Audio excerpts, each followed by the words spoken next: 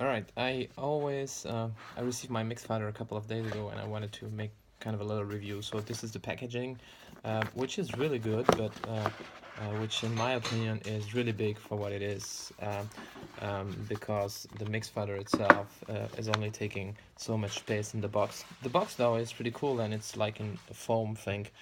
So you take it out, and once you take it out, I will show you the MixFader again in a few minutes. You see two things. You see something here where you can actually strip it out, and you see inside it says for more info, find more inside.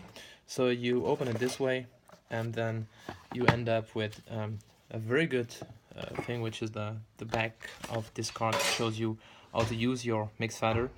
And yeah, basically the not so cool things about the MixFader, which I will tell you, which is the sticky thingies, whatever, how you should do it, and the worst thing, which is the sticky thingy on your iPad or phone or Android or whatever.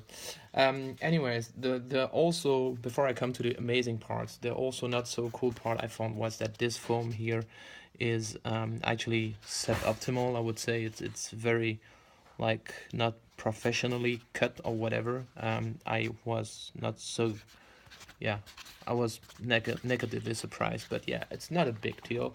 The other thing which bothers me a little bit is that there is a little bit of paper for explaining, which is really unnecessary, because basically it could have been on this one card that I showed you before. Sure, it's all in all languages, but they could just put a website, and I guess they have to put the warranties. I don't know, I guess they have to ship the warranties, but that's a lot of paper for me anyways. uh, and then inside you have a cable, a micro USB cable. Yeah, it's nice, but then again, everybody has one. So the question is, do we need to ship one? Anyways, and then the other thing you have, which I still have one because I only use three, are those guys. So those guys are basically microsection things that you're supposed to put on the back on whatever your, like your iPad, for example. So I'm going to use my iPad in this case, and I had stick three of those actually because I figured out I'm not going to need four. And so this is the thing which I'm not really happy about the situation right now. Is everything is awesome, but this is not a solution. For one thing, those guys, you have to wash them every time after you use them.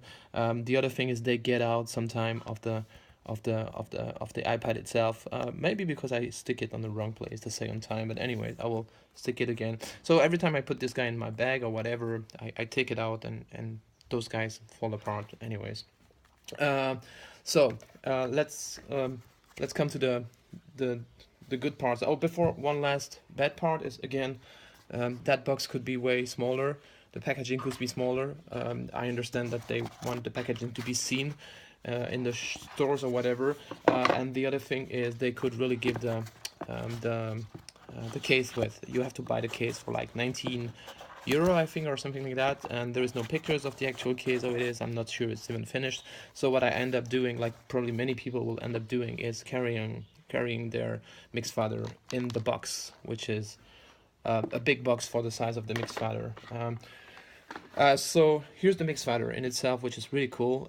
Again, sticking like with micro sections, so it sticks really well. That's not the question, but the problem is that at one point it's gonna basically stop sticking, probably, I guess. Anyway, you stick it somewhere. There comes the awesome part. I'm gonna do this on my iPad.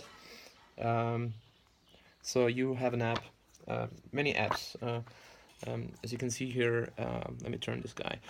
I have here edjing Scratch and edjing Pro, and I've been trying with to check it out if it was working with DJ Pro. It's not, but I don't right now. I don't care because I mainly use edjing Scratch because I figured out edjing Pro is not that good for scratching. At least I don't know what happened, but the um, the amazingness of this guy is not reproducible on edjing Pro. Like the crossfader isn't. Um, yeah, the latency is just like regular Bluetooth latency. So here comes the latency part, which is awesome. This is edjing Scratch. The UI in itself is already awesome. So you have, for many stuff, you have like A and B discs. Let me see if I can put this the highest you can, so you can hear from my iPad. And so The cool thing is also they deliver, let me see, they deliver tracks. So you have a basic instrumental and a basic samples and loops. I haven't tried the loops yet. And so this is what I'm using right now, like everybody does. You can also connect it, that's also pretty cool, to SoundCloud. But I'm hoping that at one point you'll be able to connect it to obviously Spotify and maybe Apple Music, I don't know. And so basically the way it works is you since I've been using this guy, the MixFader on other devices, I'm probably gonna have to sync it again, because the crossfader is here, and right now you see it doesn't work. But it's my fault because I use it on many devices, so I have to resynchronize it, so I have to go into settings again. And I'm not showing you too near the setting. Wait, let me take this out. So I'm gonna go into settings and say add a MixFader, and I think it's actually turned off, yeah, because I turned it off. There's a little light, yeah, which you can see just at the bottom of the video. Let me unstick this guy. So there is a little light here. There's one button, only one button basically, and for the rest it's a regular crossfader, like many DJs knows it. And on the other side there is a micro USB port where you can charge it. I would rather have a USB-C port, by the way. Anyway, let's see if it finds it. Now it found it really right away. Select the MixFader. I only have one. Connecting, it's connected. So then the other cool thing is you can have many MixFader, because you can use the MixFader for crossfading, which everybody will use it to, but you can also use it for the pitch, for the volume, for the phaser and whatnot. I can show you, for example, for the pitch, for example, if I use it for the pitch on deck B, for example, then I can close it, and if I play the deck B, and so I can use it for the pitch, you see? You can see this move.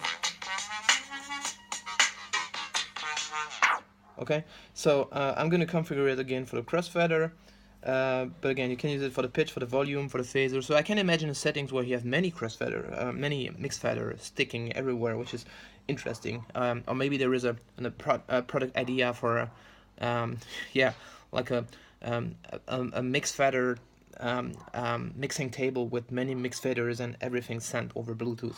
I don't know. Anyway, I'm going back to the crossfader because this is what we want to show, and I'm gonna play the music on the deck. On the deck, oh, the pitch has a reset button, which is very convenient, and also there is a volume button here. And so I'm gonna put the volume down for the soundtrack. And for whatever reason, oh yeah, it was 2 down. Alright, cool. And so I'm gonna move to the deck A, so you can see the deck A. And now you can see here, if you look at the bottom, my pitch fader, my crossfader, sorry.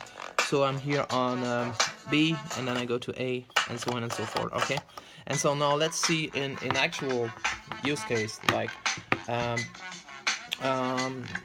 yeah, one thing that I love, by the way, I'm gonna stop the B, is what you can stop B and A directly here. But one thing that I love is that and it's the first time that I see that, they actually have the waveform on the vinyl itself, which is pretty awesome. I'm gonna close the FX here. It was open, but because you can have many effects like yeah, reverb and blah blah blah, I'm not gonna show you that, and the loops and cues and whatever. But yeah, so here the waveform goes from there to there, and here starts the new waveform.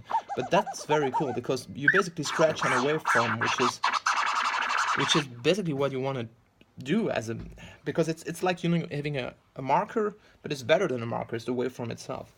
And then for the rest, you just scratch. And I'm gonna do a little demo, and then I will speak again a little bit. All right, so let's go.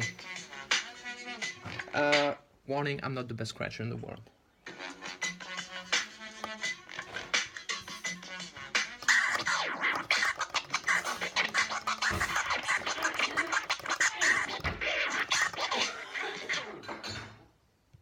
Wait a minute.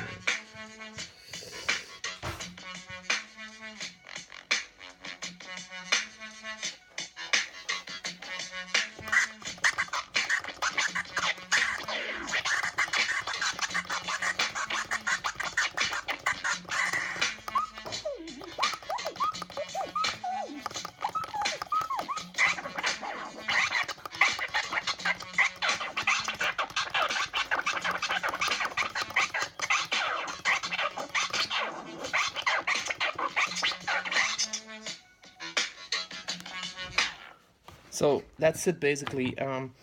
The thing that I that they need to work on basically is there's no actual way to do beat juggling right now because you don't see both vinyls. It would be awesome if, like, being in, you know, in landscape mode we would have both vinyls, or even in portrait mode, like both of them, whatever.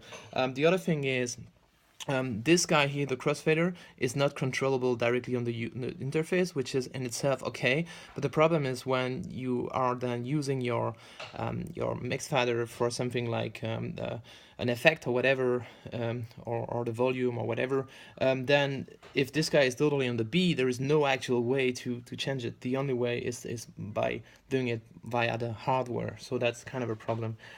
Besides that, this is very amazing app for version 1, and really this, as far as I'm concerned, I'm totally sold, and actually I'm really seriously thinking about selling all my Serato stuff, and so yeah, that's, I would say that's kind of a statement. So yeah, thumbs up. And if I would have to give this guy a number out of 10, I would probably give 7, because I'm a very hard guy.